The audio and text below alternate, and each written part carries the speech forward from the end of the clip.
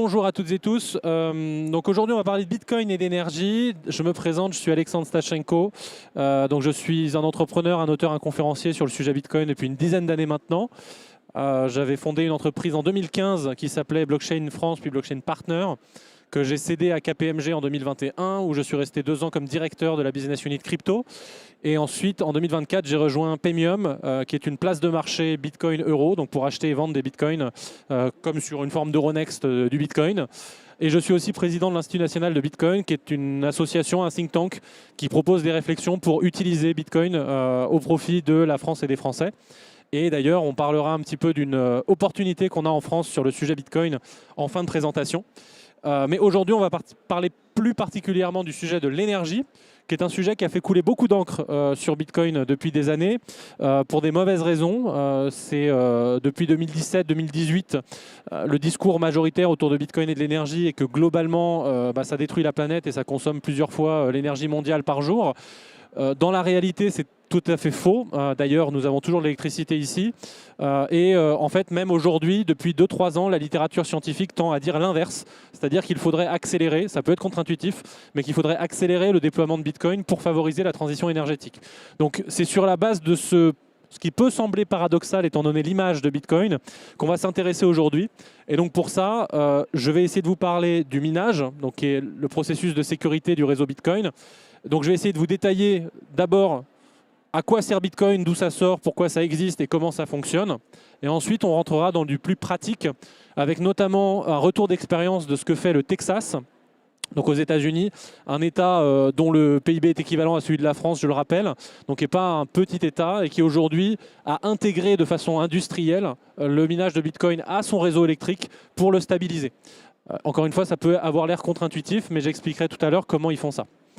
Donc, d'abord de la théorie, un peu de pratique, et ensuite on regardera d'autres cas que le Texas, et enfin on regardera l'opportunité que ça peut représenter pour la France. D'abord, un petit peu d'introduction à Bitcoin, d'où sort ce truc, à quoi ça sert.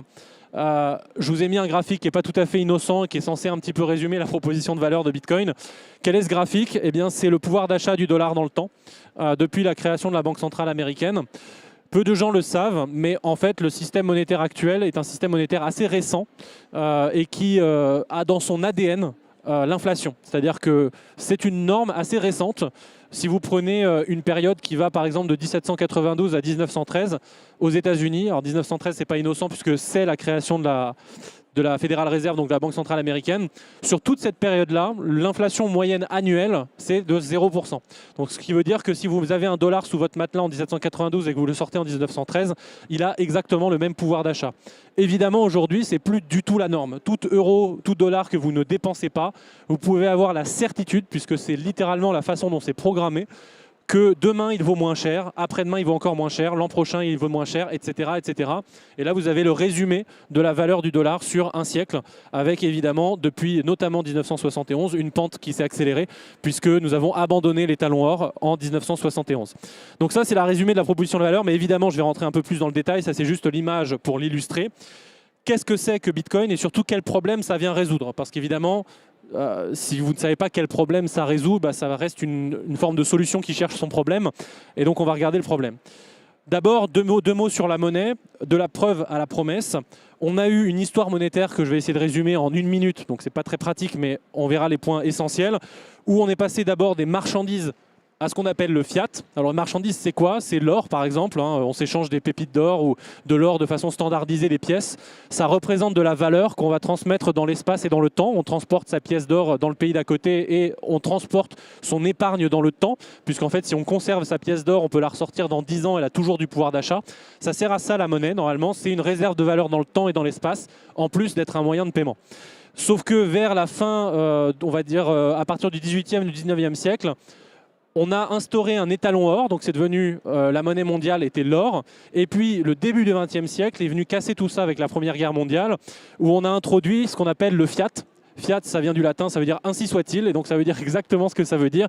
C'est-à-dire que derrière les billets d'euros, de dollars, de ce que vous voulez, eh bien en fait, il n'y a rien. Il n'y a plus d'or, il n'y a plus de métaux précieux, il n'y a plus de marchandises, il y a simplement de la confiance. C'est-à-dire la confiance que vous avez dans la capacité d'un billet à se transformer en pouvoir d'achat.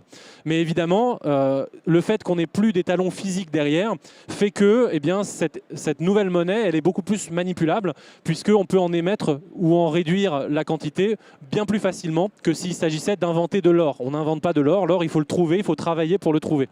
Donc pourquoi j'ai mis de la preuve à la promesse? Parce que d'un point de vue énergétique, ça a quand même un sens de considérer qu'avant le système monétaire actuel, dès que je vous donne une unité monétaire, en fait je suis en train de vous donner une preuve de dépense d'énergie passée. Si je vous donne une pépite d'or, eh bien c'est la preuve que quelqu'un a travaillé pour extraire cette pépite de la terre et je ne peux pas l'avoir inventée. A l'inverse, aujourd'hui, c'est une promesse. La monnaie est créée lors du crédit dans le système monétaire actuel, ce qui veut dire que si vous voulez emprunter de l'argent pour acheter une maison, au moment où on vous donne l'argent, il n'existait pas la seconde d'avant. Et donc cet argent, il a été créé non pas sur la preuve du travail de quelqu'un, mais sur la promesse de votre travail futur qui servira à rembourser le crédit. Et évidemment, les promesses sont un peu plus manipulables que les preuves. Ce qui s'est passé aussi dans cette transition, c'est qu'on est donc passé de la propriété à la dette. Aujourd'hui, l'argent est une dette. Donc 1 euro, c'est une créance de la banque centrale, voire une créance d'une banque commerciale. L'euro que vous avez sur votre compte bancaire, ce n'est pas le vôtre. Et si la banque décide d'ailleurs de fermer votre compte, vous n'avez plus d'argent, c'est l'euro de la banque. Évidemment, en France, on se sent un petit peu trop loin de ces problématiques, mais il y a des pays, je pense notamment au Liban récemment, où d'un seul coup, vous découvrez qu'en fait, non, ce n'est pas votre argent, c'était l'argent de la banque. Et c'est arrivé à Chypre, c'est arrivé en Grèce, c'est arrivé au Liban, c'est arrivé en Argentine, au Venezuela, c'est arrivé en Iran. Enfin bref, c'est arrivé à beaucoup d'endroits. Il n'y a pas de raison que ça ne vienne pas en Union européenne si jamais il y avait un problème majeur. Et le deuxième problème qu'on a eu, c'est qu'on est passé de la décentralisation, où chacun peut stocker de l'argent ou de l'or chez soi, à un système où l'intermédiation est standard. Qu'est-ce que ça veut dire? Ça veut dire que concrètement aujourd'hui, si je vous demande de faire l'expérience de penser, vous n'avez plus de compte en banque, vous ne pouvez plus rien faire. Vous n'avez plus de moyens de paiement, vous n'avez plus de carte bleue, vous ne pouvez plus toucher votre salaire, vous ne pouvez pas vous loger, vous ne pouvez rien faire. Et ça, c'est une intermédiation qui a en gros 50 ans. Il y a une cinquantaine d'années, il n'y avait que 5 millions, 6 millions de Français qui avaient un compte bancaire. Aujourd'hui, c'est 99% et on ne peut pas vivre sans. Donc ça c'est la situation actuelle. Et en gros, Bitcoin vient proposer une solution à ça en étant à la fois un système de paiement sans intermédiaire. Donc ça, c'est le truc du milieu. En 2008, vous avez un certain Satoshi Nakamoto, dont on ignore toujours l'identité, qui publie un livre blanc qui décrit Bitcoin comme étant un système de paiement, un système de cash électronique pair à pair. Donc c'est numérique, c'est donc mondial, c'est nativement numérique, donc il n'y a pas d'unité de compte physique évidemment. C'est sans intermédiaire, on n'a pas besoin de banque, on n'a pas besoin d'institutions financières pour le faire fonctionner. Avec ce téléphone, je peux l'envoyer de Bitcoin sur votre téléphone directement, vous n'avez pas besoin de demander l'autorisation à qui que ce soit. Et ça nous fait des paiements qui sont rapides et finaux. Finaux, ça veut dire quoi? Ça veut dire que si je veux envoyer de l'argent aujourd'hui à Kuala Lumpur, dans 10 secondes, il est arrivé et la transaction est irréversible. Dans le monde financier traditionnel, ça va vous prendre quelque chose comme 4-5 jours ouvrés. Ça va vous coûter énormément de frais de transaction. Et en plus, la transaction est réversible plusieurs mois après, si jamais il y a eu une fraude à la carte bancaire ou ce genre de choses. Donc ça, c'est l'intérêt du côté système de paiement. Mais c'est aussi, pas qu'un système, un actif. Donc il y a un système et un actif. Et d'ailleurs, ça donne deux graphies différentes de Bitcoin que vous verrez peut-être.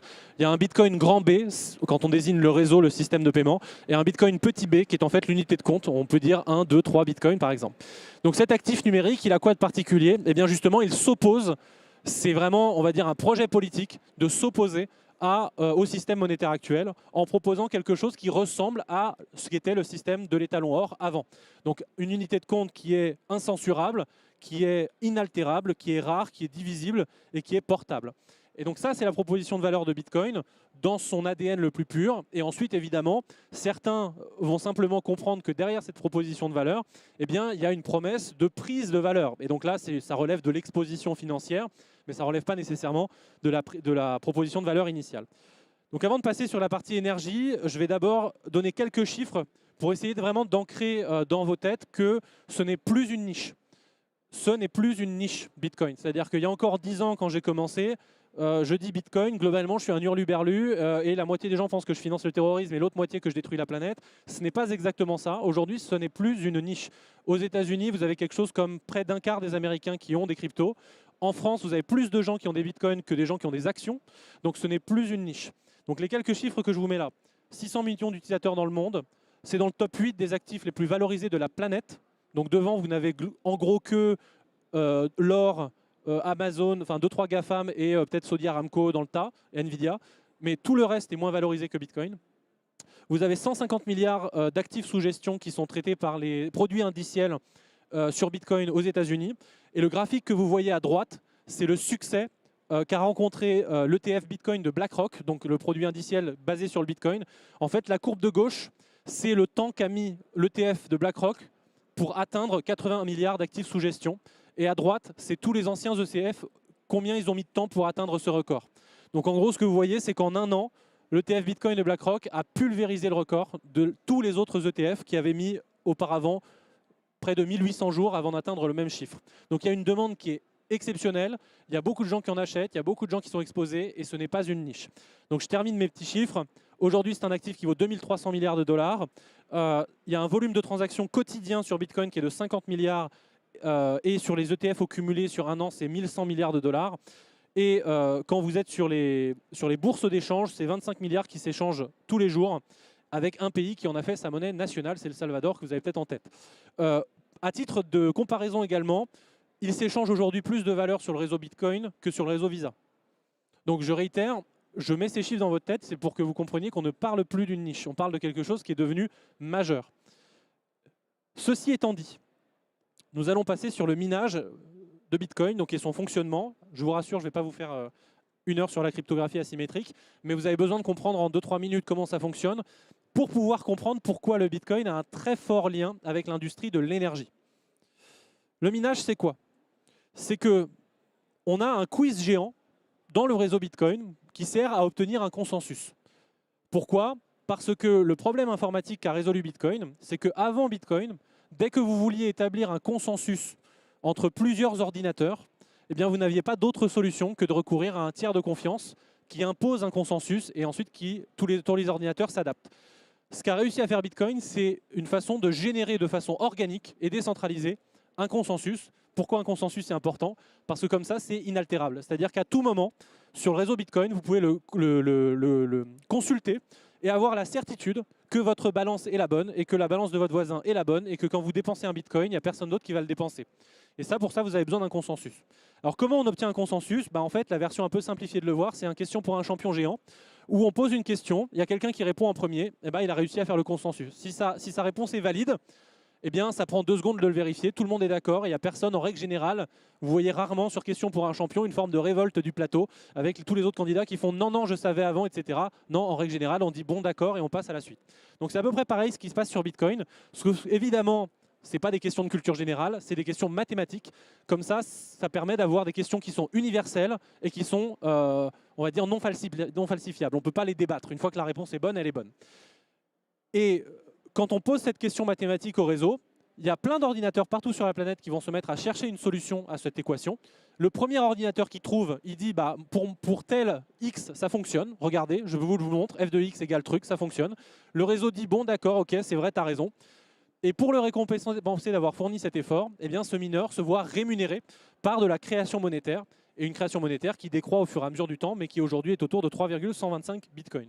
Donc ça veut dire que toutes les 10 minutes, sur le réseau Bitcoin, il y a une nouvelle page de transaction qui est émise, qui fait un nouveau consensus, qui fait que le réseau avance et que le système de paiement fonctionne. Et les mineurs sont en compétition, donc les gens qui font ça, les ordinateurs s'appellent des mineurs, et les mineurs sont en compétition. Le mineur qui remporte la compétition gagne 3,125 bitcoins et rebelote, on repart pour 10 minutes. Et c'est ça toute la journée. Donc c'est ça le réseau Bitcoin. Et c'est comme ça que ça fonctionne. Donc évidemment, vous le voyez venir, il y a un cercle vertueux de sécurité qui génère une consommation d'électricité. Pourquoi? Parce que quand on a plus de puissance de calcul, eh bien on sécurise le réseau, puisque ça devient de plus en plus difficile de l'attaquer, plus il y a de puissance de calcul. Donc, vu qu'il est plus sécurisé, il y a une meilleure confiance dans le réseau Bitcoin. Vu qu'il y a une meilleure confiance, il y a plus d'adoption, il y a une appréciation du prix. Vu que le prix s'apprécie, la récompense de 3,125, elle devient plus intéressante. Donc ça attire des gens qui vont ramener de la puissance de calcul, etc., etc. Et la boucle, elle est sans cesse depuis 15 ans, depuis la création de Bitcoin. Mais donc évidemment, à chaque fois que vous attirez de la puissance de calcul, vous faites monter la consommation électrique du réseau, puisque les ordinateurs ne tournent pas globalement juste en soufflant dessus. Donc il faut de l'électricité. Maintenant, quand vous êtes mineur de Bitcoin, mettez-vous 2 secondes dans le cerveau d'un mineur de Bitcoin. En fait, vous vous transformez en charognard d'électricité.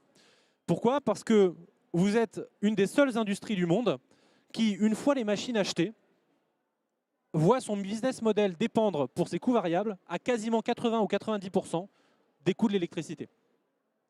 Et vous avez deux avantages que toutes les autres industries n'ont pas, c'est que vous êtes géoagnostique et chronoagnostique. Qu'est-ce que ça veut dire? C'est que, je l'ai dit juste avant, c'est l'intérêt des maths, c'est universel.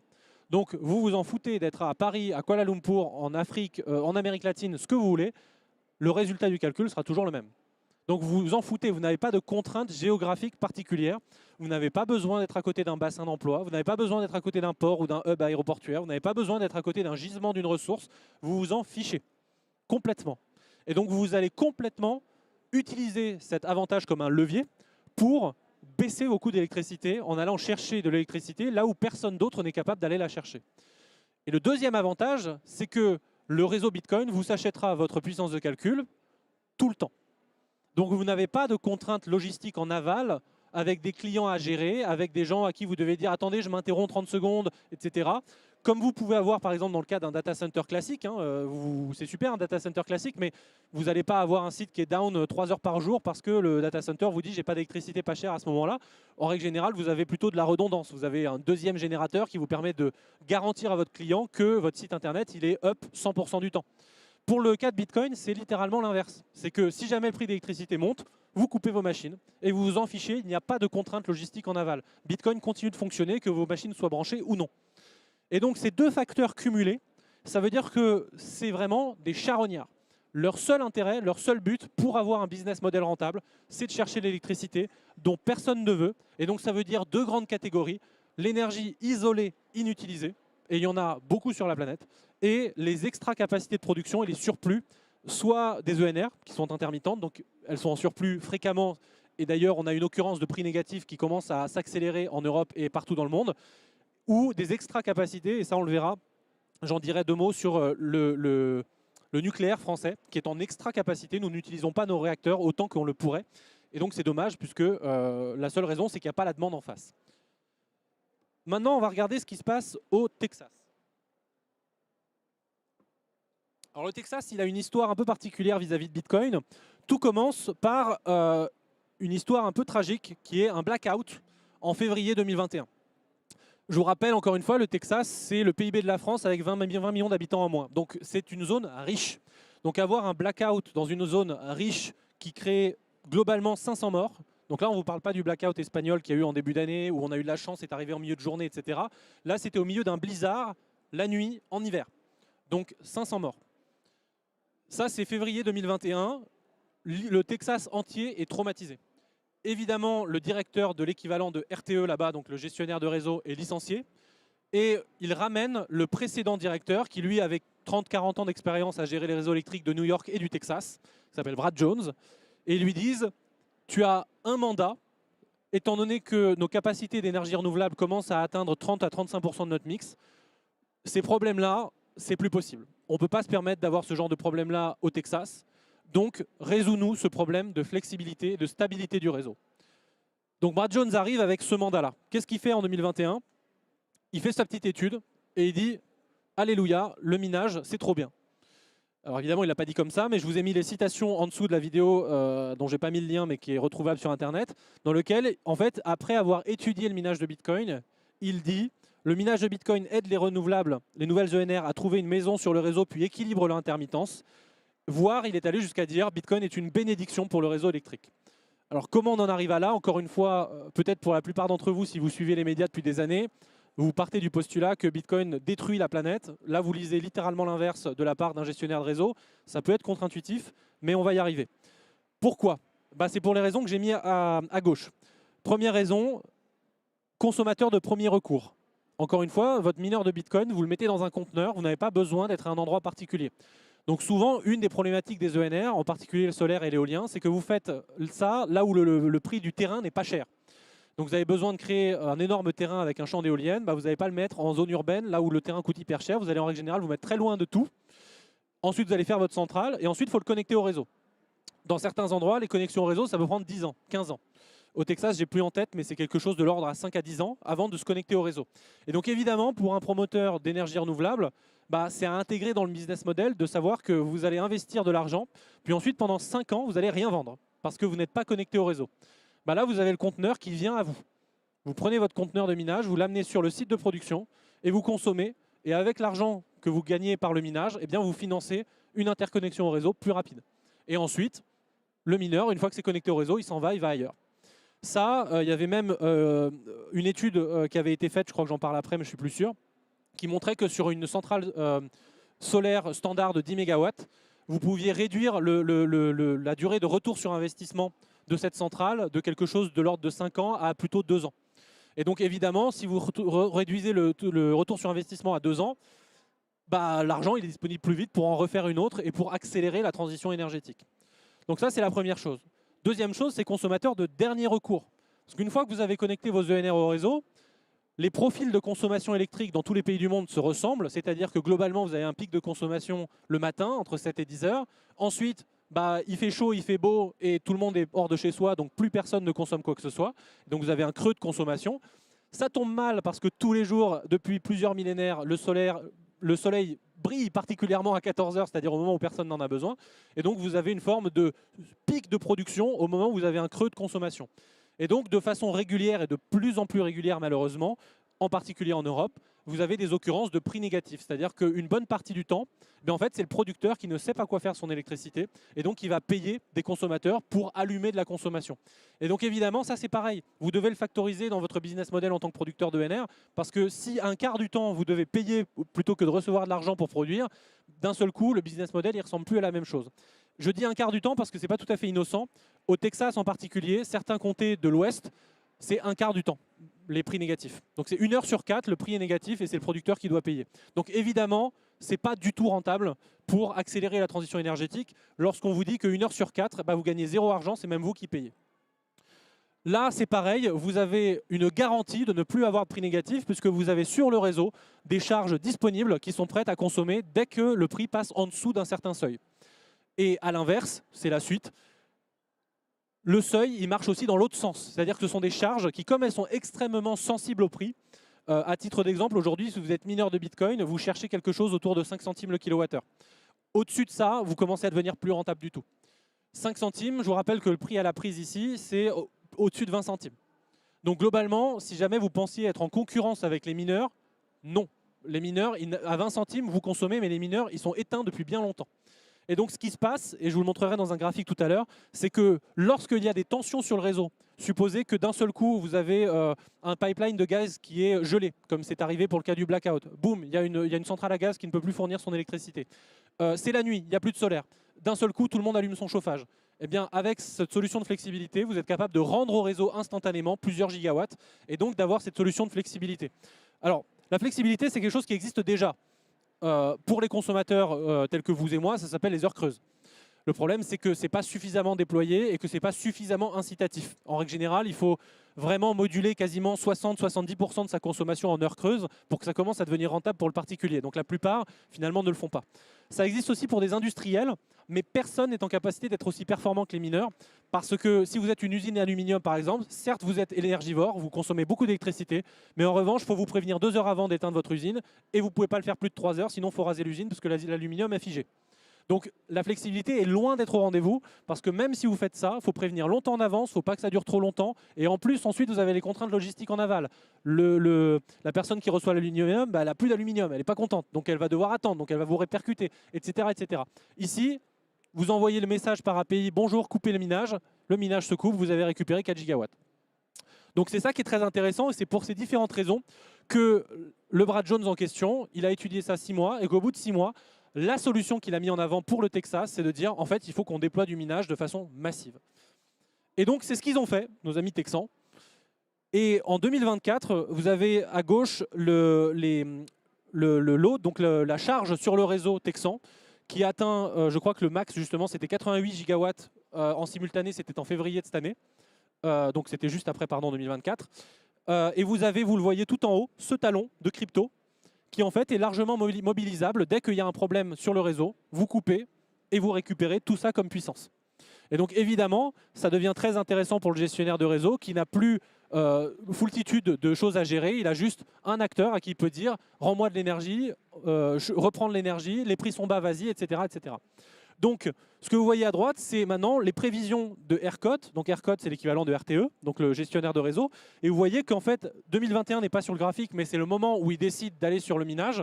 2022, vous avez déjà quelque chose comme 2 gigawatts et demi de large flexible load, donc des charges importantes et flexibles qui sont en très large. Il y a un petit peu autre chose que du minage, mais c'est quasiment exclusivement du minage. 2023, vous êtes déjà à 4,5 et en fait, il prévoit de balancer la sauce sur les années suivantes pour pouvoir intégrer plus de flexibilité sur le réseau. Et qu'est-ce qu'on voit en termes de constatation empirique? Alors, je vais vous expliquer le graphique, rassurez-vous. Ce graphique à gauche, ça vient d'ERCOT, donc ça vient du gestionnaire de réseau, qui a analysé ce qui s'est passé sur un jour de tension particulière. Donc c'était le 6 septembre ou le 9 juin, parce que je ne comprends jamais rien à leur numérotation de date. Mais c'était donc à cette date-là au Texas. Et en fait, ce que vous voyez, c'est qu'en bleu, vous avez la consommation en puissance des mineurs. Vous avez la courbe en semi-violet, plus ou moins, c'est le prix du mégawattheure au moment de l'heure de la journée. Et en fait, en jaune, vous avez le signal prix, seuil pour les mineurs, qui disent, moi, à partir de 85 $ le mégawattheure, je suis plus rentable. Donc, qu'est-ce que vous avez? Vous avez une tension sur le réseau. Vous voyez que le prix monte, le prix monte. À partir du moment où vous dépassez la courbe jaune, vous voyez que les mineurs rendent en 1 heure, 2 heures. Ils ont déjà rendu quasiment 2 gigawatts au réseau. Ils restent en bas. Le prix reste en haut, donc il n'y a aucun intérêt. Là, vous voyez que le prix baisse. Donc, il y a certains mineurs qui ont cru que ça redémarrait, donc ils ont repris. Le prix est remonté, ils ont recoupé. Et ensuite, une fois que le prix est redescendu au-dessus de la chose, ça remonte et on reprend notre petite consommation.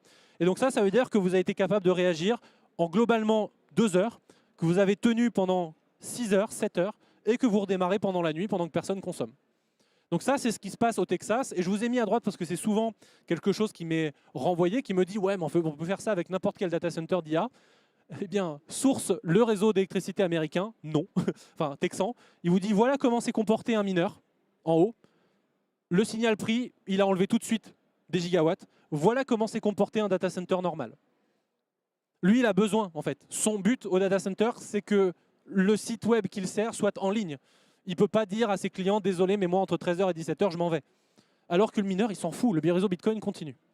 Donc ça, c'est ce que constate ERCOT sur son réseau sur les, maintenant, 4 années, 3 années, pour le faire, parce que 2021, ce n'était pas encore déployé beaucoup, mais sur les 3 années d'expérimentation. Et donc, il prévoit de le déployer plus. Alors ça, c'est l'empirique. Maintenant, les académiques commencent à s'y intéresser aussi, évidemment.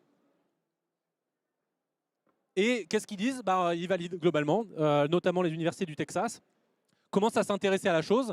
Maintenant qu'ils ont les datas, en fait, ils disent qu'est-ce que ça fait? Nous démontrons que la flexibilité du mining de crypto joue un rôle pivot dans la fiabilité des systèmes électriques et dans la stabilité des marchés d'électricité.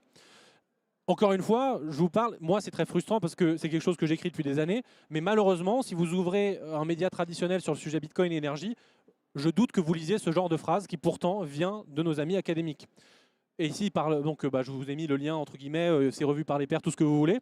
Et vous avez à droite également la corrélation qu'a établie cette étude entre la charge sur le réseau et le prix moyen de l'électricité sur le réseau. Et vous voyez la corrélation négative quasiment parfaite. C'est-à-dire que dès que le prix monte, la charge s'enlève. Dès que le prix redescend, la charge monte. Donc, évidemment, le Texas est très content. Et donc, quelles sont les conséquences en 2025 ? Première conséquence écologique notable, le Texas a annulé, grâce à ça, la construction d'une centrale à gaz de pointe. Donc, ils viennent d'économiser 18 milliards de dollars et de s'éviter une centrale à gaz. Et ça, ils ont fait le lien entre les deux en disant, en fait, l'autre solution de flexibilité, il y a 4 ans, qui était sur la table, c'était d'avoir une centrale à gaz en plus qu'on fait tourner toute l'année pour rien, parce qu'il faut que le moteur soit chaud pour être mobilisable H24, et dans quelques heures pendant l'année, on la mobilise pour pouvoir alimenter le réseau. Eh bien, grâce au minage de Bitcoin, vous avez une centrale à gaz en moins et 18 milliards récupérés pour les Texans. Puisque je rappelle que tout ce que je vous ai montré avant, il n'y a pas d'argent public. C'est des mineurs privés qui sont venus s'installer sur le réseau et bénéficier des signaux prix du marché. Donc c'est-à-dire qu'au lieu de mettre 18 milliards d'argent public dans une centrale à gaz, pas terrible pour l'environnement, il y a 0 € déboursé, c'est les mineurs privés qui viennent stabiliser le réseau et on n'a pas besoin de cette centrale à gaz. Donc le bilan est plutôt intéressant. Il y a une meilleure résilience du réseau face aux événements extrêmes. Et d'ailleurs, c'était le titre du San Antonio Express News en début d'année. En fait, le Texas, en début d'année, a dépassé son record de charge sur le réseau. Et il n'y a pas eu de blackout. Alors qu'on était dans la même situation, hiver, février, etc. Sauf que là, qu'est-ce qui s'est passé? Il y a des mineurs qui ont rendu 5 gigawatts d'un coup. Donc forcément, c'est plus pratique pour gérer des événements de ce type-là. Dernière chose, alors ça je ne connais pas le chiffre pour le Texas en particulier, mais le Texas étant aux États-Unis de loin l'État où il y a le plus de minage, mais il y en a aussi un peu en Géorgie de mémoire et dans le nord, je crois, je ne veux pas dire de bêtises, mais l'industrie du minage aux États-Unis maintenant c'est quelque chose comme 4 milliards d'euros de PIB et 30 000 emplois. Donc c'est aussi ça pour l'économie locale. Maintenant on va regarder 2-3 autres choses avant de, parce que je vois le temps file et je vais essayer de prendre quelques questions. Un autre exemple qui a été pas mal couvert par les médias anglo-saxons, surtout malheureusement, c'est ce qui s'est passé dans le parc des Virunga au Congo, où ici aussi, les mineurs, enfin le mineur en particulier, qui est un Français, qui est allé au Congo, il est allé exploiter cette capacité à être géo-agnostique. Qui peut venir au milieu d'un parc naturel déconnecté de tout et accessoirement au milieu d'une guerre civile pour venir pomper de l'électricité à des barrages hydroélectriques au fil de l'eau qui servent à ralentir la déforestation pour électrifier les populations locales qui pratiquent aujourd'hui le braconnage et qui sont dans une forme de cercle de violence avec des milices qui font du charbon de bois, etc. etc. En fait, ils arrivent avec des conteneurs, ils les posent sur site et ils consomment l'électricité. Et avec cet argent, qu'est-ce qu'ils font? Ils déploient un réseau électrique. Puisque avant ça, l'Union européenne en partie avait financé la centrale et l'hydroélectrique, mais pas le réseau. Du coup, il y avait une centrale et il n'y avait pas de réseau de distribution. Donc, bah super, voilà. Il n'y a pas d'achat d'électricité puisqu'il n'y a pas de réseau pour distribuer l'électricité. Alors pour l'histoire moins fun, du coup évidemment les premiers ennemis de ce truc-là, c'est les braconneurs, qui eux n'aiment pas, ils sont en train de se faire voler leur business de charbon de bois, et donc on les retrouve à saboter les lignes électriques pour éviter que les gens soient électrifiés. L'estimation de revenus, c'est entre 150 000 et 500 000 $ par mois pour le parc naturel en 2022, je crois que c'est plus aujourd'hui. Et vous avez d'ailleurs le directeur du parc qui a dit publiquement que sans Bitcoin, il aurait fermé le parc. Il n'y avait plus de revenus, le Covid a tout cassé, il n'y avait plus de tourisme, il n'y avait plus rien. Alors même que c'est un parc, c'est je crois le plus grand parc naturel d'Afrique et c'est celui où il y a les derniers gorilles de montagne. Et donc évidemment, ces recettes, elles servent à quoi? À protéger le parc, à entretenir des activités de conservation, etc. etc. Donc ça aussi, c'est une histoire que vous aurez vue dans le MIT Technology Review, mais très peu dans la presse française, malheureusement. Maintenant, en France, avant de passer aux questions s'il y en a, qu'est-ce qu'on a en France? Eh bien, on a un outil nucléaire qui est sous-utilisé. À droite, en haut, vous avez 3 chiffres différents qui sont le facteur de charge, le facteur de disponibilité et évidemment la puissance maximale du parc. Ce qu'il faut savoir, c'est que le parc nucléaire, il peut produire dans l'idéal, dans le meilleur des cas, à quelque chose comme 500 TWh par an. Le problème, c'est qu'il n'a pas la demande en face. Et donc, qu'est-ce qu'il fait? Il fait 2 choses. Il module en partie pour des raisons réglementaires, c'est-à-dire de sécurité, il faut faire des visites, etc. En partie pour gérer le combustible et décaler dans le temps les visites justement de sécurité, mais aussi parce qu'il adorerait pouvoir produire plus, mais eh bien, à 14 h, il y a trop de solaire, il n'y a pas assez de consommation, et il se trouve que le coût marginal de production du solaire, c'est 0, et que le coût marginal de production du nucléaire, c'est pas 0, parce qu'il faut mettre de l'uranium dans la centrale. Donc, on enlève le nucléaire et on module. Quel est le résultat de tout ça? C'est que nous avons des centrales qui fonctionnent que 67% du temps. Donc un tiers du temps, c'est la borne haute, ce n'est pas la possibilité réaliste, ce n'est pas un tiers, mais dans la borne haute, vous avez un tiers de l'outil productif qui existe dont on ne fait rien.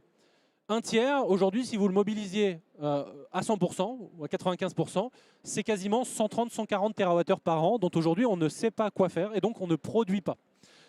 Alors le problème c'est que si vous ne les produisez pas, ce qui se passe, c'est que la facture d'électricité, vous allez répartir sur moins de kilowattheures produits le même coût fixe de capital. Et donc, la conséquence directe de ce que je suis en train de raconter, c'est que moins on produit, plus votre kilowattheure à la prise, il coûte cher.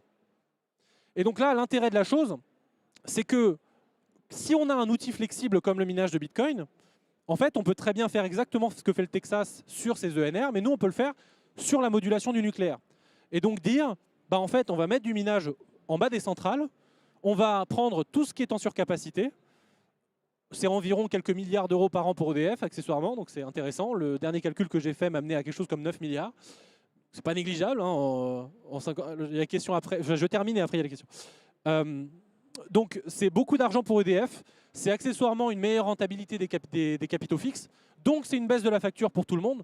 Et en plus, c'est une meilleure transition énergétique puisque vous permettez une meilleure intégration sur le réseau des ENR en réduisant les frictions avec la base que devrait être, entre guillemets, le nucléaire. Donc, pour toutes ces raisons-là, je vous ai mis 1 à 3 milliards, c'est sur la base d'une estimation qui n'est pas la borne haute. La borne haute, c'est 9 milliards, mais je vous le réitère, elle est irréaliste. Aux États-Unis, par exemple, leur facteur de charge, ce n'est pas 67%, c'est 93%, parce qu'eux l'utilisent en base et qu'ils ont une régulation moins stricte. Nous, si on devait aller au maximum du maximum, il n'y a pas de raison qu'on ne puisse pas revenir, par exemple, à notre facteur de charge d'il y a encore 20 ans, qui était autour de 80-85%. Donc on a quand même une marge à utiliser pour pouvoir miner du Bitcoin. En bas à droite, je vous ai mis l'évolution justement de ces facteurs de charge aux États-Unis et en France. Et vous voyez clairement que si on enlève l'année un peu particulière de la corrosion sous contrainte, etc., 2022, vous avez une tendance qui est à la baisse parce qu'on a toujours le même parc nucléaire, mais on a de moins en moins de demandes.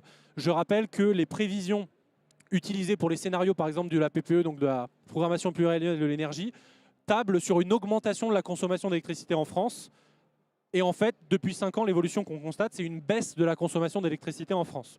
Donc c'est très difficile de tabler sur cette hausse de la consommation si on n'est pas capable de mettre en face un consommateur flexible. Parce que malheureusement, ce qu'on constate, c'est que ce n'est pas vous ni moi qui allons être suffisants pour faire tous des heures creuses H24 et permettre de remplacer ce talon de consommation qu'on adorerait avoir. Merci pour votre attention, il reste 8 minutes et je peux prendre des questions. Je crois que des gens vont faire circuler un micro. Merci à tous.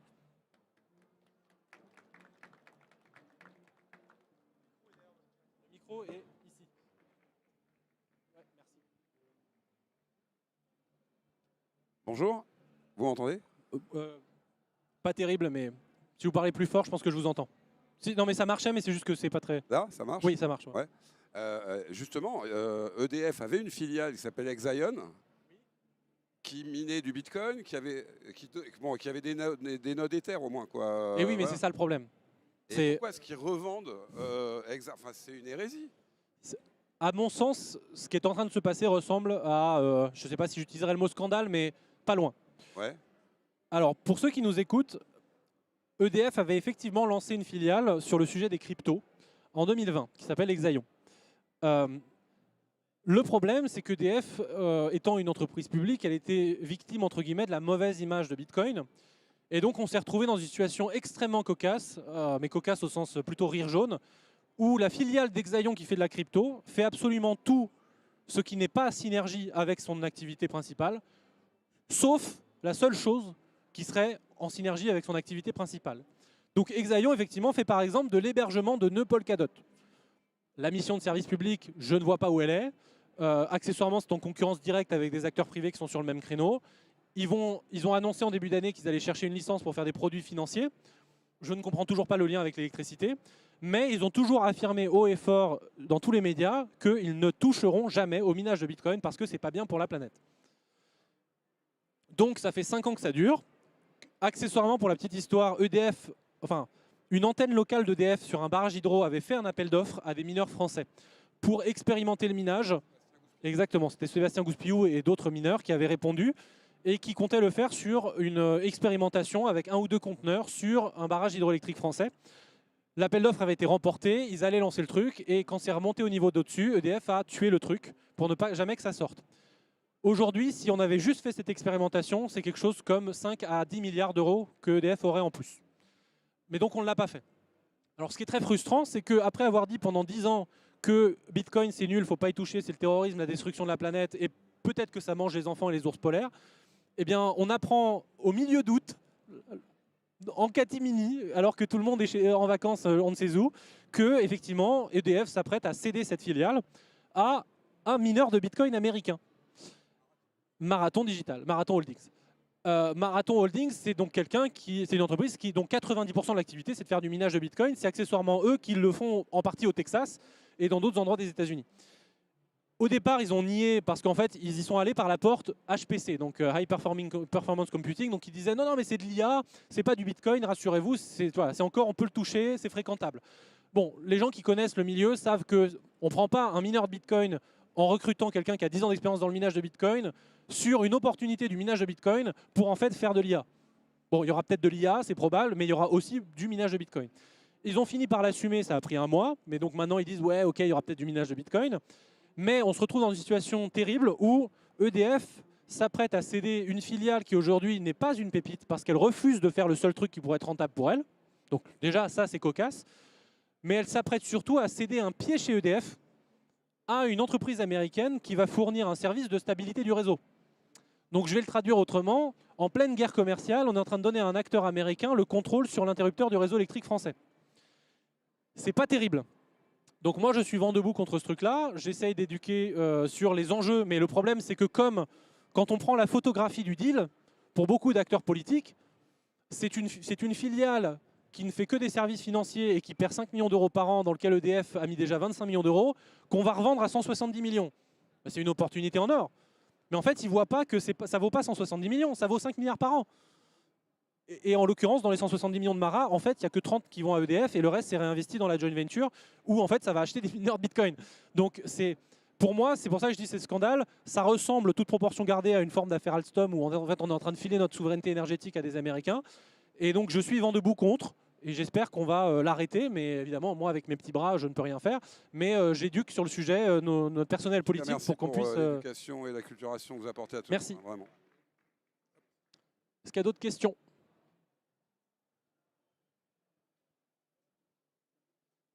Moi, ma question, elle porte sur le potentiel nucléaire d'EDF. À ma connaissance, le réseau électrique français... Tu peux parler plus fort. Parler plus fort? Ouais. Le réseau électrique, enfin, du moins le prix de l'électricité, est défini par la quantité d'énergie produite et la demande. On est d'accord? Vous dites qu'on pourrait utiliser un surpotentiel de production électrique de centrales nucléaires pour faire du minage de bitcoins. Oui. Les mineurs de Bitcoin sont des entreprises privées qui ont la possibilité de s'implanter là où le prix de l'électricité est le moins cher naturellement. Oui. Si la surproduction en France était telle qu'on arrivait à avoir un prix de l'électricité faible comparativement aux autres pays, on attirerait naturellement les mineurs de Bitcoin en France. Donc moi ma question c'est, où est l'obstacle? Parce que je pense que... Il y a plein d'obstacles. Alors vous avez raison, si la France était une économie de marché parfaite. Ce n'est pas tout à fait le cas. L'État intervient régulièrement dans l'économie de marché. Je vais donner un exemple. Aujourd'hui, vous avez par exemple la taxe d'utilisation du réseau public d'électricité. Elle n'est pas variable. Donc c'est-à-dire que vous pouvez avoir simultanément un prix de l'électricité négatif, mais pour le consommateur, ça coûte de l'argent parce qu'il a une taxe à payer. Et donc, dans cette situation-là ubuesque, mais qui arrive, vous avez le producteur qui paye pour produire, l'État qui ne touche pas de recettes en face, et le consommateur qui refuse de consommer alors que le prix est négatif, parce qu'avec les taxes, ce n'est pas rentable pour lui. Donc ça, c'est un exemple. Mais on pourrait rajouter l'accise qui fait à peu près la même chose. Donc, ils sont des taxes et des taxes. Et de manière générale, c'est toujours le même débat qu'on a dans l'électricité, c'est-à-dire on veut électrifier le réseau, mais en règle générale, quand on veut dissuader l'utilisation de quelque chose, on le taxe. Et en l'occurrence, l'électricité fait partie des trucs qui sont quand même pas mal taxés. Donc, si on était sur un prix de marché un peu comme au Texas, où là, pour le coup, j'allais dire l'économie de marché est un peu plus pure que, entre guillemets, en France, là, effectivement, les mineurs se mettent, ils font un contrat avec le gestionnaire de réseau, et ce contrat, il dit quoi? Il dit, sur instruction de votre part, je couperai mes machines, et vous me rémunérerez le temps que mes machines sont coupées. Mais ça, on ne peut pas le faire en France si on se connecte juste au réseau. En fait, c'est à EDF de le faire. Parce que c'est EDF qui a accès aux centrales électriques. Par exemple, un autre enjeu de l'acquisition d'Exaion par Mara, acquisition qui n'est pas à 100%, vous le remarquerez, ils prennent que 60% puis 75% à terme. Pourquoi? C'est mon analyse en tout cas, c'est qu'en laissant EDF dans la joint venture, ils permettent de créer ce conflit d'intérêts dans lequel EDF, si jamais un jour ils veulent miner, et ben en fait ils le feront via Mara. Parce que leur joint venture, donc dans laquelle ils ont un intérêt, est en fait possédée aux 3/4 par un Américain. Mais l'intérêt d'avoir cette joint venture qui est possédée en partie par EDF, c'est que EDF, s'ils veulent se mettre au cul d'une centrale nucléaire, ils peuvent le faire. Moi, je ne peux pas. Raison de sécurité. Donc, si eux, ils se mettent à la centrale de production, ils ne payent pas la taxe d'utilisation du réseau public d'électricité, puisqu'ils n'utilisent pas le réseau public d'électricité. Donc, en fait, il y a plein de mécanismes complètement hors marché qui viennent fausser le jeu de ce marché d'électricité, qui font que, en fait, si moi, je me plug pour miner chez moi, c'est ce que je fais, mais je fais pour d'autres raisons, moi je le fais pour me chauffer, et bien en fait je paye plein pot. Je vais donner un autre exemple, j'avais rencontré un mineur de Bitcoin qui est autrichien. En Autriche, depuis son téléphone, il peut avoir accès au marché de gros. Donc lui, il a son chauffage chez lui, il regarde son téléphone et il fait « Ah, 14 heures, prix négatif, je vais chauffer et être rémunéré pour ». Ça, je ne peux pas le faire chez moi, parce que c'est EDF qui me met un tarif régulé, donc je paye.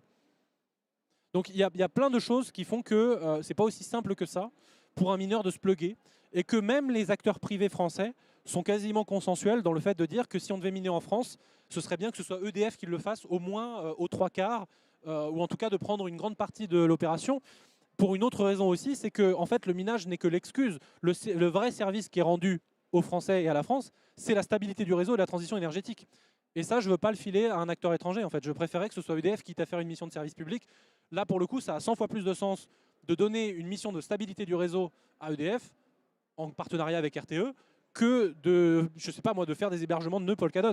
Je m'en fous moi de ça. Vraiment, je vois pas pourquoi mes impôts financeraient des hébergements de nœuds Polkadot.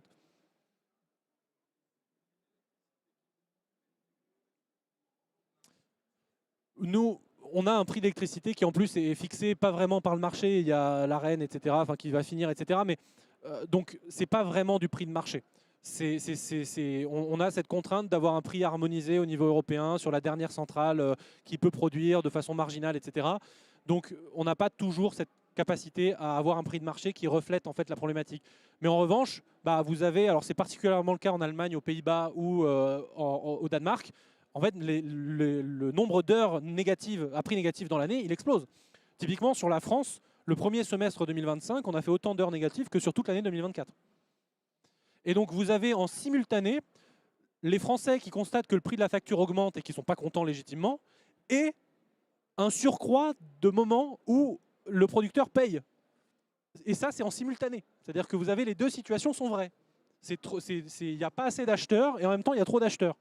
Mais ça, c'est pour une variable importante, c'est la flexibilité. C'est qu'en fait, il y a trop d'acheteurs à 8 heures du matin et il n'y a pas assez d'acheteurs à 14 heures tous les jours.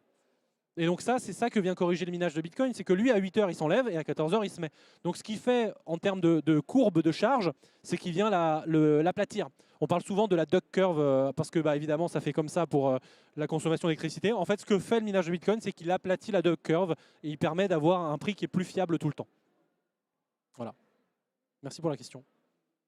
Je crois que c'est peut-être une dernière question, mais je vois le compteur qui est reparti, donc je ne veux pas prendre le temps. Je ne sais pas s'il y a une masterclass après.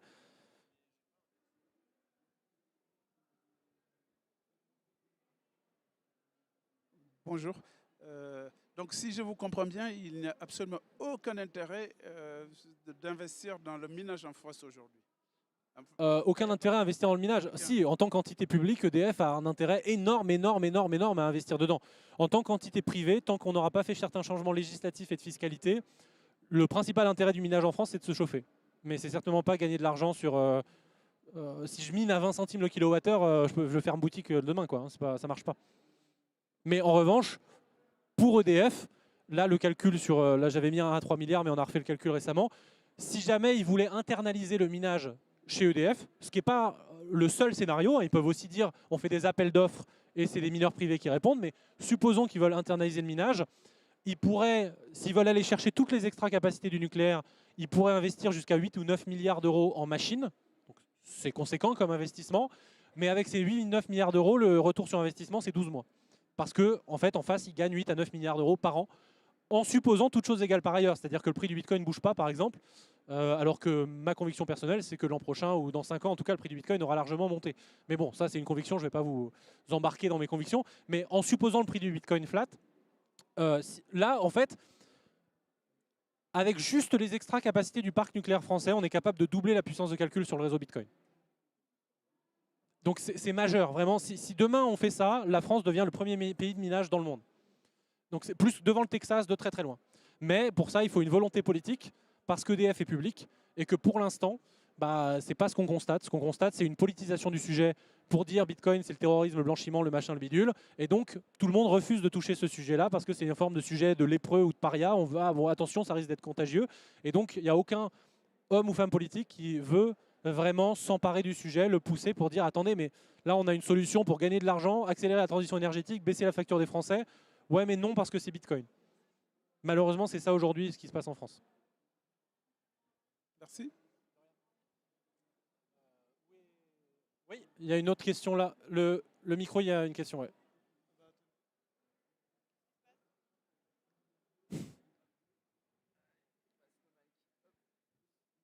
Merci. Et en termes de gestion de trésorerie, Non, plus près là de Ça ouais. en termes d'entreprise, en termes de gestion de trésorerie, est-ce que vous connaissez des entreprises qui font du minage? Est-ce que c'est rentable aussi pour... C'est vraiment une activité énergétique. Moi, ma conviction, mais c'est ma conviction, je prétends pas avoir la vérité révélée, mais c'est que d'ici 5-10 ans, il n'y aura pas une seule entreprise d'énergie qui ne fera pas de minage, et il n'y aura pas un seul mineur de Bitcoin qui ne sera pas une entreprise d'énergie. Et ça, on le voit très bien. Prenez, alors pas Marathon, mais Riot, qui est un concurrent de Marathon aux États-Unis. 50% du chiffre d'affaires de Riot, c'est de ne pas miner. Juste holder. C'est juste d'être rémunéré pour le service de flexibilité qu'ils offrent au réseau. Donc c'est devenu un acteur de l'énergie. Le minage est son activité subsidiaire. C'est le truc qu'ils font à côté quand l'énergie est pas chère. Vous avez le même problème sur un sujet que je n'ai pas traité aujourd'hui, je n'avais pas le temps, mais tout ce qui est exploitation de méthane échoué sur les plateformes pétrolières, sur les sites isolés, sur les sites d'enfouissement de déchets, c'est pareil, c'est le même concept. C'est des sites qui sont isolés, qui ne sont pas connectés au réseau, où le mineur peut venir sur place consommer de l'électricité. Bah, en fait, c'est pareil. Là, vous allez venir, vous allez consommer du méthane, vous allez le mettre dans une turbine, vous allez récupérer de l'électricité. Le climat est gagnant parce que ça fait moins de méthane. Vous gagnez de l'argent en minant. L'opérateur de la décharge ou du site pétrolier, bah, il peut vendre quelque chose que juste avant, il brûlait. Tout le monde est content. Et donc, moi, ma conviction, c'est qu'on va aller vers ce monde dans lequel de plus en plus de mineurs seront des entreprises d'électricité ou d'énergie. Et de plus en plus d'entreprises d'électricité et d'énergie seront mis sur le banc, en fait, parce qu'ils crachent sur tant qu'ils ne font pas de Bitcoin, ils crachent sur de la profitabilité. Donc en fait, si leurs concurrents le font, il y a un moment donné, ils vont être obligés de le faire. Donc ils vont suivre un peu le marché. Oui, mais c'est là, par exemple, il y a déjà des pétroliers qui font ça sur leur site. Parce que entre un pétrolier qui a un site avec une exploitation pétrolière, il sort du pétrole, il a des résidus de gaz, il ne sait pas quoi en faire aujourd'hui, il le met dans une torchère, il le brûle. Le pétrolier d'à côté, il sort ce méthane, il le met dans une turbine, il le vend à un mineur, bah, il est plus rentable. Donc en fait, si l'autre il continue à ignorer ça, bah, il va arrêter au bout d'un moment. Donc là, de mémoire, il y a déjà au moins ConocoPhillips et Exxon qui font du minage sur des sites parce que ça leur permet de récupérer de l'argent à partir de méthane échoué dont ils ne savaient pas quoi faire. Et le climat est gagnant dans l'affaire. Pour le méthane, pour en dire deux mots, au niveau mondial, il y a 50 milliards de mètres cubes par an qui sont juste balancés dans l'atmosphère et 150 milliards qui sont brûlés. 200 milliards en tout, si vous le transformez en électricité, c'est les 3/4 de la consommation annuelle de l'Union européenne. Tout ça, tous les ans, est juste brûlé ou balancé dans l'atmosphère. Et ça stagne. C'est-à-dire que l'Agence internationale de l'énergie dit depuis 15 ans, le méthane, c'est notre levier numéro 1 pour combattre le changement climatique à court terme parce que c'est un enfer sur Terre à court terme, en pouvoir de réchauffement. Donc il faut absolument mettre tous nos efforts dessus. Et ça fait 15 ans que l'Agence internationale de l'énergie dit « Ouais, mais en fait, les efforts stagnent, on n'y arrive pas. » Pourquoi? Parce que le méthane, bah, vous ne le trouvez pas sur un site industriel en zone urbaine à côté de Paris. Vous le trouvez au milieu de la Sibérie ou du désert. Donc allez appliquer la réglementation européenne au milieu de la Sibérie, bon courage. Il y avait même eu un truc complètement contre-productif. C'était en Asie centrale où il y avait des puits de méthane. Enfin, il y avait un énorme trou qui générait énormément de pollution en relâchant du méthane dans l'atmosphère. L'opérateur a dit, bon, au pire, on va le brûler, parce que comme ça, au moins, ce sera du CO2, ce ne sera pas du méthane. Sauf qu'à partir du moment où ils sont mis à le brûler, il devenait visible sur les images satellites. Et donc, ils se sont fait name and shame. Tout le monde a dit, oh là là, les nuls, ils brûlent du méthane, c'est nul. Du coup, qu'est-ce qu'ils ont fait? Bah, ils ont arrêté de brûler, ils sont repartis au truc d'avant à balancer du méthane. Mais si vous trouvez une solution économique, c'est-à-dire que là, je ne suis pas en train de vous dire je vous punis si vous n'utilisez pas le méthane, je suis en train de vous dire si vous ne le faites pas, vous gagnez moins d'argent. C'est tout de suite beaucoup plus incitatif quand vous êtes une entreprise privée. Donc ça devient, pour le coup, la vraie écologie, entre guillemets, non punitive. C'est vous gagnez de l'argent en étant écolo. Moi, j'adore, je prends tous les jours. Donc pour moi, ça va aller dans cette direction-là. Mais ça dépend aussi du message politique qui sera véhiculé autour de Bitcoin. Est-ce qu'on va basculer du narratif qui était celui des 4-5 dernières années, où je rappelle souvent le World Economic Forum, titre F1 2017, je cite le titre, « Bitcoin consommera plus d'énergie que la planète entière d'ici 2020 ». On entend beaucoup dans les infos, oui, que Bitcoin consomme plus. Oui, mais je veux dire, je répète, Bitcoin consommera plus d'énergie que la planète entière d'ici 2020. Pour que cette assertion soit vraie, il faut qu'on fasse rien d'autre sur Terre et qu'on mine sur Mars. Mais ils ont sorti ce titre. Donc c'est complètement faux. Évidemment, nous sommes en 2025, je réitère, il y a l'électricité, tout va bien.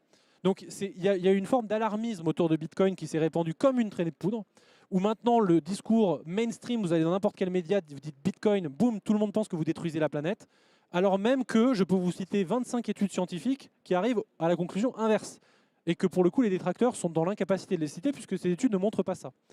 Donc il y a une question aussi de changement de narratif. Tant que le narratif public sera celui-là, et moi j'ai vu, je citais un autre exemple avant de finir, même si bon, de toute façon j'ai déjà dépassé, mais J'avais vu un pétrolier mineur, pas un gros, qui avait un site en Afrique sur lequel il brûlait du méthane. Il faisait rien. Je crois qu'il y avait de quoi sortir 2 mégawatts juste sur le méthane brûlé. Et je leur dis, mais du coup, là, vous avez un vrai intérêt économique. Vous mettez un mineur de Bitcoin et puis let's go, quoi. Vous minez, ça sort de l'électricité. Et après, vous vendez. Bref, vous gagnez de l'argent. Mais lui, sa première question, c'est pas ça. C'était, oui, mais est-ce que ça va améliorer mes scores de crédit auprès des banques? Mes scores de crédit RSE. Mais comme les banques détestent le Bitcoin, non. Donc en fait, lui, il disait, bah, ok, très bien, donc je vais mettre un conteneur, je vais gagner un peu d'argent, mais moi, mon score de crédit, il est dégueulasse. Et en plus, si je touche à Bitcoin, je deviens encore plus un paria. Alors déjà que je suis pétrolier, laissez-moi tranquille, quoi. Et donc, bah, ils le font pas. Et là, c'est purement pour des raisons juste de perception publique. C'est que c'est mainstream de penser que ça va détruire la planète. Donc, il y a des gens qui ne font pas des projets qui sont pourtant rentables et utiles pour la planète parce qu'ils ont peur de la conséquence en communication que ça pourrait avoir pour eux. Donc ça, c'est de charge à tout le monde ici et ailleurs de contribuer à changer ce discours-là, parce que le plus tôt on le change, le moins on va freiner des initiatives comme au Texas, où ils en ont un peu plus rien à faire de l'ambiance médiatique. Si ça gagne de l'argent, ils y vont. Bah, ils y vont. Et résultat, bah, le Texas, ils sont déjà à 35 ou 40% de mix ENR dans leur réseau électrique. Maintenant, ils ont pété le plafond de verre, ils continuent et ils n'ont plus de prix négatif. Et le gestionnaire de réseau est très content. Alors, Brad Jones est mort, malheureusement, l'an dernier ou il y a 2 ans. Donc, il ne peut plus dire ce que je l'ai fait citer. Mais nul doute qu'il aurait globalement continué dans cette même perspective à dire, mais en fait, c'est génial, il faut le mettre partout. Voilà. Merci pour la question. Merci. Je crois que j'ai largement dépassé, mais voilà, s'il vous reste des questions, on peut finir ici et après on discute ailleurs. Je ne sais pas s'il y a un truc après. Je crois pas. Bon. Bah, merci à tous.